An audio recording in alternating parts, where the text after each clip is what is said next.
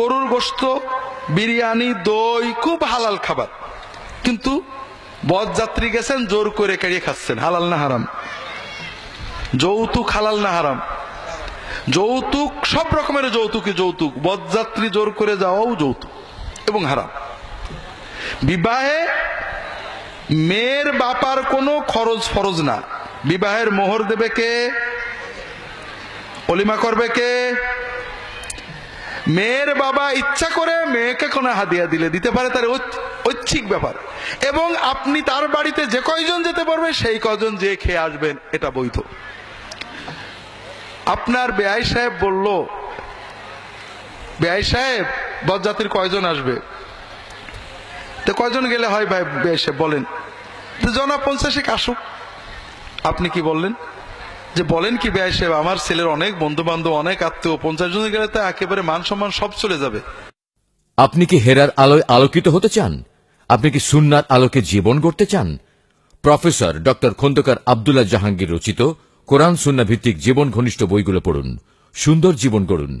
ইসলামী আকিদা, হাদিসের নামে জালিয়াতি, ইহয়াউস সুনান, রাহে বেলায়েত সহ আরো অনেক বই। কোরআন সুন্নাহর সাথে থাকুন, জীবন বদলে যাবে। যোগাযোগ আর সুন্নাহ ট্রাস্ট 01715400640। কত যাবে? এক সৎখানে তো যেতেই হবে। এরকম ঘটে না? ঘটে না? ঘটে, তাই না? আপনার ছেলের অনেক বন্ধু, অনেক আত্মীয়, এদের খাওয়ানোর দায়িত্ব কি আপনার পুত্রবধূর বাপের না আপনার?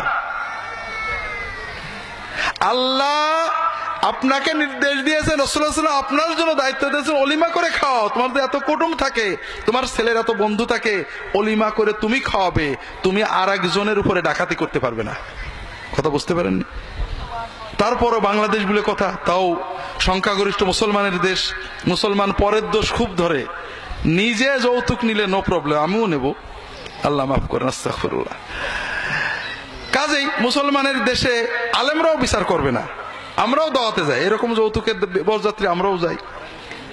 এখন মুসলমানের দেশ বলে কথা, ও যায় এনজিওতে টাকা নেছে, অথবা জমি বন্দুক থেকে টাকা নেছে, বা যে কোনো ভাবে টাকা মাকা জোগাড় করে 100 জনের খাবার জোগাড় করেছে। যাবে কয়জন? 120 জন তো মিনিমাম। আর খাবে কি? দে দই, দে গোশত, দে, পরে দেখা যায় পাতে অনেক পড়ে রয়েছে।